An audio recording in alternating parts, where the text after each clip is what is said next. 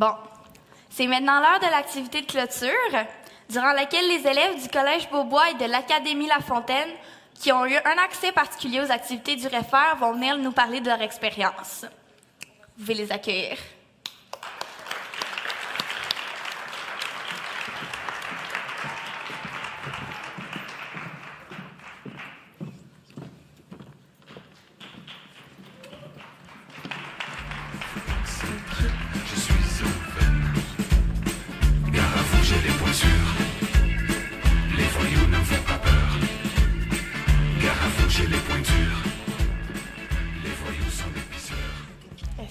Alors, bonjour. Aujourd'hui, premièrement, je m'appelle Marlène Lapierre. Je suis élève en deuxième secondaire du Collège Beaubois. Et puis, ce sont tous des élèves qui ont été au REFER, qui ont, par leur forme d'art personnelle, ont exprimé à travers ces 2 journées ce qu'ils ont vu, ce qu'ils ont aimé. Ça peut être l'écriture, comme moi, par exemple. Ça peut être la vidéo, sketchnoting. Plusieurs choses. On va commencer par vous deux. Pouvez-vous nous expliquer ce que vous avez fait? Bonjour, je m'appelle Catherine Chartrand, puis ça, c'est Chantal Bi. Puis nous, durant les 2 jours du REFER, on a assisté à des conférences. Puis qu'est-ce qu'on a fait? C'est par la suite, on a fait des sketchnoting à propos de ce qu'on avait entendu et vécu. C'est ça. Oui, donc il y a beaucoup de gens. On a entendu un peu parler du sketchnoting pendant ces 2 derniers jours. Par contre, on n'a jamais eu vraiment d'explication précise. Est-ce que tu peux nous l'expliquer, Catherine? Dans le fond, rapidement, je dirais que le sketchnoting, c'est un regroupement d'idées qui ont des liens entre elles, puis qui résument rapidement un message. Puis pour faire ces sketchnoting-là, on peut utiliser des dessins ou des mots pour vraiment démontrer qu'est-ce qu'on veut exprimer. Parfait, merci. Ensuite de ça, j'aimerais savoir ça fait combien de temps, comment est-ce que vous avez commencé? Le sketchnoting. Alors, on a commencé le sketchnoting dans le cadre du cours d'art visuel avec Mme Florence Richer. Elle nous a présenté ce projet. Elle nous a donné le choix de faire un sketchnote sur un sujet complètement libre. Alors, par exemple, ici, vous pouvez voir, Catherine a fait un sketchnote sur Harry Potter, et elle va vous en parler. Dans ce sketchnoting-là, il y a l'air vide, là, mais ça m'a quand même pris, je dirais, à peu près 6 heures à compléter, incluant tout le brainstorming, puis par la suite le dessin. Puis je vais expliquer un peu ma méthode de travail. Dans le fond, comment je fais ça. Mettons, quand j'ai le thème, après ça, je décide vers quelle approche je vais avoir au thème, vers... ouais, c'est ça. Puis après ça, je fais un brainstorming des mots et des idées que je voudrais inclure dans mon sketchnoting. Qu'est-ce que je voudrais mettre en dessin et qu'est-ce que je voudrais mettre en mots. Puis en le faisant aussi, après ça, j'ai d'autres idées par la suite qui me sont venues, donc j'y rajoute. Puis... Alors ça, j'imagine, c'est peut-être plus pour le côté artistique, étant donné que vous l'avez fait dans un cours d'art. D'ailleurs, ça a pris beaucoup de temps. Chantal, est-ce que pour les élèves qui veulent l'appliquer dans un cours, est-ce qu'il y a une autre manière de faire qui peut être peut-être plus courte pour économiser du temps? Bien, dans le sketchnote que j'ai fait ici même au REFER, on peut voir que j'ai nommé 4 différentes matières: français, sciences, histoire, mathématiques. Et ça, c'est plus des manières qu'on peut intégrer ça dans un cours, des manières qui seraient peut-être plus simples. Par exemple, si on est dans le cours, on écoute l'enseignant, on préfère un sketchnote. Vous pouvez voir avec l'exemple d'histoire, on préfère une ligne du temps. À l'écrit, on préfère une ligne du temps pour les personnes qui sont plus visuelles. Sinon, une manière de sketchnoting qui peut être plus appliquée, c'est avec les résumés ou l'étude. Quand on est chez nous, quand on étudie pour un examen, on pourrait utiliser un sketchnote, par exemple, avec les sciences. On voit le cycle de l'eau, on pourrait étudier ça, puis c'est une manière différente, une manière plus visuelle de voir la notion qu'on a appris en classe. Parfait, merci. Maintenant, on a une dernière image que Chantal a également créée. Peux-tu nous en parler un peu? Alors, avec l'aide d'un ami, Charles Papazian, on a créé ce sketchnote, puis c'est un peu la créativité au Collège Beaubois. Alors, on a écrit ici, par exemple, en art visuel, en art plastique. On fait plein de projets avec notre enseignante. Elle nous donne la liberté, elle nous donne le choix. On décide notre concept. En économie, un projet qu'on a fait, c'est un projet entreprise avec notre enseignant, M. Michel Choquette. On devait créer une entreprise en équipe de 6, faire un produit. On devait créer une entreprise, faire un produit, un site web. Il y a aussi dans le cours, dans les cours dans tous les cours, on peut faire des vidéos. Alors, nos enseignants, ils nous donnent la tâche de faire une vidéo sur un certain thème, mais on a de la liberté de faire tout le editing qu'on veut et tout ça. Ainsi qu'un projet qui s'en vient dans les prochaines semaines, dans quelques semaines, un projet mode. On est en équipe, un peu comme le projet d'économie, et on doit faire des vêtements qu'on va présenter dans un défilé de mode. Parfait, merci. Maintenant, on va, le micro s'il vous plaît, à Gabrielle. Donc, Gabrielle, tu as fait une vidéo pour le refaire. Oui, j'ai participé au tournage d'une vidéo pour le refaire. En fait, c'est Alexis Lachance et Martin Sénécal qui ont fait le montage. Puis, est-ce que c'est maintenant qu'on la présente? Oui, on va la voir. Un bon visionnement.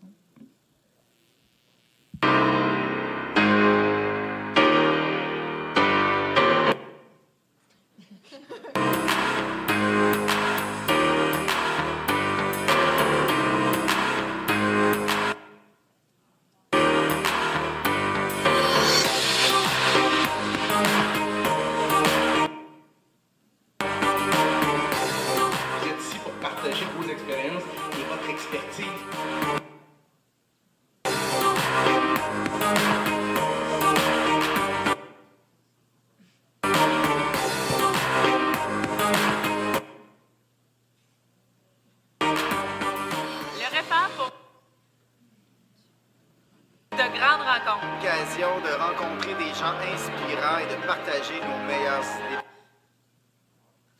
C'est l'occasion en or de voir des gens dévoués sur le terrain. Pour moi, le refaire, c'est synonyme d'inspiration et aussi synonyme de mettre des visages sur mes collaborateurs Twitter.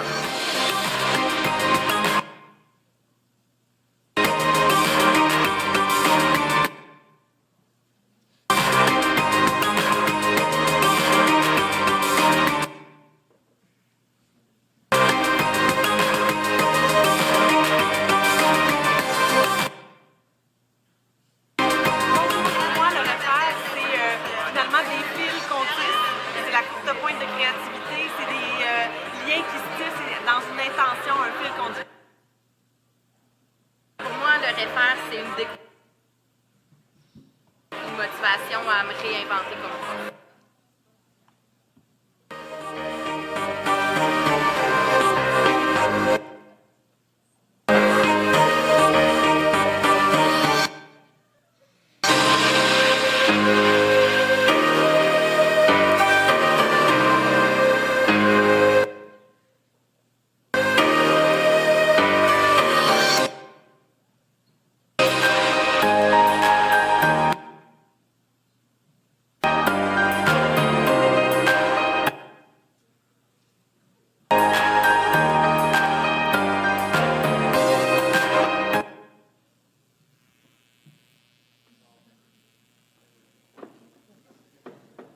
D'accord, alors il faut croire qu'on a eu peut-être quelques petits problèmes.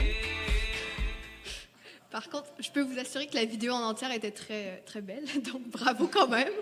Merci.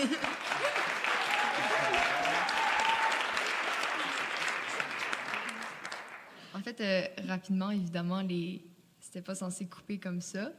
Mais la musique, c'était une musique originale de Sébastien, c'est ça?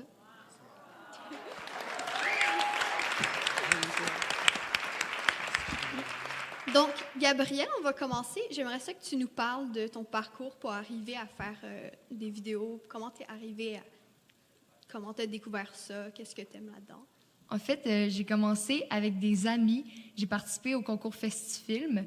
En fait, j'ai écrit l'histoire et j'ai joué devant la caméra, mais jamais derrière. Et en finissant le tournage, j'ai réalisé à quel point je trouvais ça cool, les caméras. Puis j'étais allée tout de suite m'en acheter une. Puis avec l'école et un ami qui a aussi fait Festifilm avec moi, on a tourné une vidéo pour les Olympiades. Puis les directeurs, ils ont commencé à réaliser qu'on en faisait. Puis ils ont pris l'opportunité, puis ils nous en ont offert d'autres idées, en fait. Là. Mm-hmm. Et ensuite de ça, côté plus personnel, comment est-ce que ça a dévié? Comment est-ce que tu as continué à en faire après?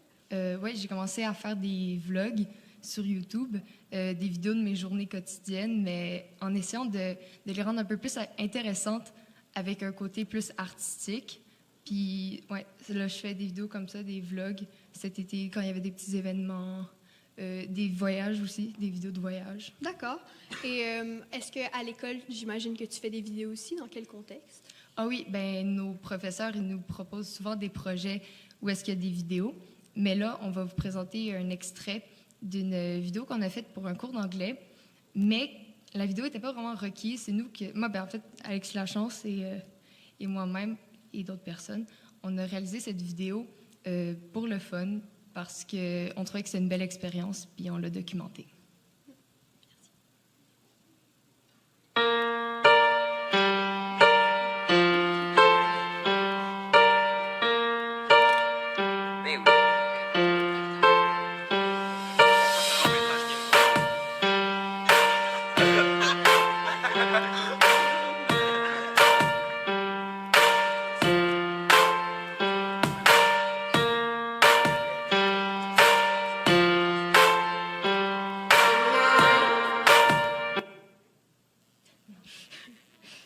Merci beaucoup. Maintenant, donc autour d'Alexis, je sais que donc toi aussi tu fais des vidéos. Je sais que tu as un parcours légèrement différent de Gabriel. Comment est-ce que tout ça a commencé? Moi, j'ai commencé à faire des vidéos sur YouTube en secondaire 2, donc il y a de ça 3 ans, à la fin de secondaire 2 en fait, parce que je regardais beaucoup de YouTubers gaming, de NHL, je sais pas si vous connaissez le jeu vidéo, puis ça m'inspirait à en faire. Je me disais que j'étais capable moi aussi d'en faire, fait que pendant l'été, c'était entre la sortie de 2 jeux d'NHL, parce que ça sort à chaque année. Fait que j'ai tout planifié ça, j'ai créé différentes intros, des images aussi qui allaient pouvoir venir apparaître dans mes vidéos. Et puis au mois de septembre, j'ai démarré ça. Ça a coïncidé avec mon entrée à Beaubois, parce qu'avant j'allais à une autre école. Puis c'est ça, fait que j'ai commencé à faire des vidéos d'NHL. Après ça, il y a quand même eu beaucoup de gens qui se sont abonnés à la chaîne, donc ça m'a aidé à me motiver. J'ai continué, puis je me suis rendu compte qu'il y a beaucoup de gens qui me posaient des questions pour savoir comment eux-mêmes ils pourraient se créer une chaîne YouTube et puis aller chercher des gens avec ça. Fait que je me suis dit pourquoi pas essayer d'aider ces gens-là en me faisant une autre chaîne où est-ce que j'allais pouvoir plus exploiter ma créativité puis être capable d'aider les gens. Donc cette chaîne-là, la chaîne Alexis Lachance, est née aussi grâce à Gabriel, parce que avec la vidéo des Humains de Montréal, c'est ce qui m'a inspiré à me créer une deuxième chaîne. Donc c'est quel type de chaîne, cette deuxième chaîne-là? C'est des vlogs, mais il y a aussi, des fois je parle de sujets différents pour, comme j'ai dit, pour aider les gens sur YouTube, parce que j'ai réussi à me rendre à un certain plateau que auquel certains aspirent. Fait que... Et c'est quoi ta fréquence de vidéos? Sur cette chaîne-là, c'est une vidéo par semaine. Et puis sur la chaîne de gaming que je continue depuis fin secondaire 2, c'est à peu près 3 vidéos semaine. C'est quand même beaucoup. Ouais. Tout comme Gabriel, tu as aussi fait des vidéos pour l'école. Peux-tu nous parler des opportunités que tu as eues?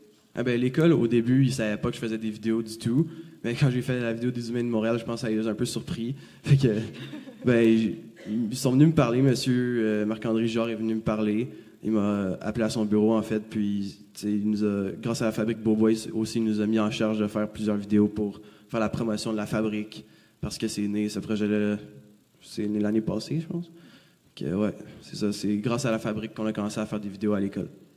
Okay, donc, tu as parlé du vidéo dualité, qu'on va d'ailleurs voir. Ça, c'est une vidéo dans le cadre de mon cours d'art. Hey, ça serait-tu possible que tu me fasses un beat?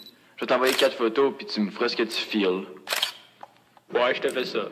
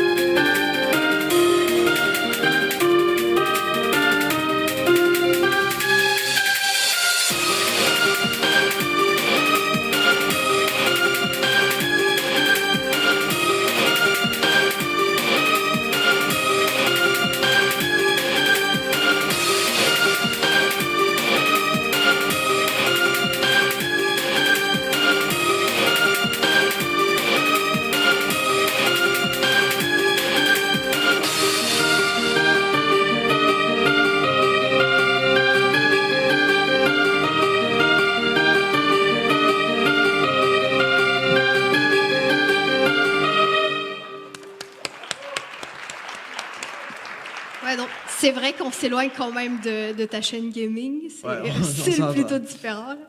Ouais. Puis ça, merci à Mme Richer de m'avoir donné la possibilité de faire ce projet-là, parce que c'est un beau projet. Donc, on a parlé tantôt de Sébastien, ta musique. C'est aussi toi qui as fait la musique de cette vidéo-là. J'imagine que, créant ta musique, j'imagine que tu as un passé aussi en musique. Quels instruments est-ce que tu as joué avant? Oui, en effet, je m'appelle Sébastien Grenier. C'est moi qui étais en charge des musiques, de quelques vidéos de Alex Lachance, et je pense aussi, Gab, j'en ai fait, oui. Moi, mon passé en musique, en réalité, comment j'ai commencé à faire de la musique, c'est il y a 8 ans. Ma mère m'a initié au cours de piano. J'avais jamais vraiment joué d'un instrument avant, à part comme la flûte à bec au primaire, mais ça compte pas vraiment. Donc, j'ai commencé à faire mes cours de piano, et éventuellement, j'ai réalisé que j'aimais pas mal gosser sur mon piano et faire des nouvelles touches qui étaient pas en contexte avec mon cours, et j'ai développé une habileté avec la composition. Donc là, ce que j'ai essayé de faire, c'est comme de trouver un programme sur l'ordinateur, comme un logiciel, qui me permettrait de pouvoir mettre ce que je faisais sur le piano sur le numérique. Et j'ai cherché pendant longtemps des logiciels, et j'en ai trouvé quelques-uns qui marchaient. Mais le problème avec ces logiciels-là, c'est que la plupart du temps, c'était des clips audio déjà préenregistrés. C'était comme un casse-tête qu'on mettait ensemble, et ça créait une musique. Donc là, je me disais, wow, la musique est belle, est bonne, mais en réalité, c'était pas moi qui l'avais fait. Tout ce que j'avais fait, c'est rassembler les pièces d'un casse-tête dont les morceaux n'étaient pas faits par moi. Donc moi, ce que j'ai fait plus tard, j'ai recherché encore pour des logiciels, et j'ai regardé toutes les critiques, et j'ai vraiment trouvé le bon logiciel éventuellement, celui que j'utilise aujourd'hui, donc FL Studio, Fruity Loops, que j'utilise présentement, et qui m'a permis de pouvoir faire mes compositions vraiment de A à Z sans rien avoir comme avec d'autres pièces que j'aurais pu prendre, par exemple des parties. Donc j'ai vraiment tout fait par moi-même. Est-ce que tu aimerais ça avoir l'opportunité de faire des projets comme ça à l'école? Si j'aimerais ça, oui. Je pense que je le fais déjà, quelques projets pour l'école. Évidemment, c'est pas comme les vidéos. Je peux pas faire comme une musique pour l'école, parce que c'est pas vraiment... Je peux pas faire comme, admettons, une publicité par la musique. Donc, évidemment... C'est ça que je voulais dire, dans le sens où un projet, où est-ce que la création de la musique, ce serait entièrement ça le projet, pas dans le but d'accompagner une vidéo, ou juste la musique elle-même. Évidemment, non, j'ai pas fait ça pour l'école, si c'était ça ta question. Mais t'aimerais ça avoir la chance. C'est sûr que s'il y avait un moyen que je puisse représenter l'école juste par la musique, comme justement l'événement Réfère m'a permis de faire ça. Hier, moi et mon ami Charles Papazian, on a fait une prestation devant ici, justement. Et c'est grâce à la Fabrique Beaubois que j'ai justement été capable de faire ça. Parfait, merci. Maintenant, les 3 filles, pouvez-vous vous présenter, s'il vous plaît? Moi, c'est Lauriane. Moi, c'est Marianne. Moi, c'est Daphné. Donc, on reconnaît l'art dramatique de hier, si je ne me trompe pas. Ce matin. Ce matin, pardon. Alors, premièrement, Lauriane, est-ce que vous avez, dans le cadre de votre cours d'art dramatique, est-ce que vous avez fait d'autres projets avec du numérique? Oui. Pardon. Donc, on a fait plusieurs projets. En fait, dans chaque projet, on peut racheter des trames sonores puis des fonds pour comme agrémenter les pièces. Fait que ça, c'est vraiment bien. Mais sinon, plus concrètement, on a eu un projet radio parce qu'il fallait enregistrer les publicités. Puis, dans le fond, tout se faisait avec notre iPad. D'accord. Sinon, on a fait un projet aussi, une parodie d'une émission. Puis, il fallait faire le générique avec nos iPads, fait que pour comme présenter les personnages puis ce qu'il allait avoir dans l'émission. Fait que, ouais. D'accord, merci. Ça a l'air très intéressant. Maintenant, Marianne, c'est sûr que la technologie comporte des avantages, mais également des inconvénients. Peux-tu nous en parler? Moi, je dirais que dans les cours d'art dramatique, je dirais qu'il y a plus d'avantages que d'inconvénients. d'utiliser la technologie. En fait, c'est parce qu'avec la technologie, on peut plonger notre public dans une ambiance. Donc, on peut rajouter un décor, des bruitages ou des musiques de fond pour agrémenter notre pièce. Par contre, pour les gens qui ont un peu de la difficulté à faire des montages, bien, des fois, ça peut être difficile. Comme moi, je suis vraiment pourrie pour faire ça. Fait que, des fois, ça peut être difficile pour pouvoir monter toutes les vidéos que tu as filmées. Puis, de plus, ça peut engendrer un peu plus de temps de travail, étant donné que tu dois faire deux choses. Donc, tu dois pratiquer une scène, la monter, puis tu dois aussi réaliser un montage. Parfait, merci. Finalement, Daphné, est-ce que tu comptes continuer ce mélange d'art dramatique et de technologie? Ben oui, c'est sûr, parce que ça, c'est ce qui me passionne dans la vie. Puis, dans le fond, en utilisant la technologie en art dramatique, ça nous apprend à nous servir des différents supports multimédia utilisés dans le milieu des arts pour réaliser des œuvres dramatiques. Donc, en classe, on touche à tous les aspects reliés au métier du cinéma et du théâtre. On n'apprend pas seulement à être sur la scène ou devant une caméra, mais aussi à la régie, à la post-production. Donc, pour revenir à la question, pour mon futur, puis tout ça, bien, les connaissances qu'on va avoir apprises en classe, ça va nous ouvrir des portes sur les différents métiers dans l'univers de la technologie, puis qui ne sont pas nécessairement reliés aux arts. Donc, bref, ça combine l'apprentissage de l'art dramatique puis l'apprentissage de l'utilité des technologies. Parfait. Donc, merci à tous et bravo.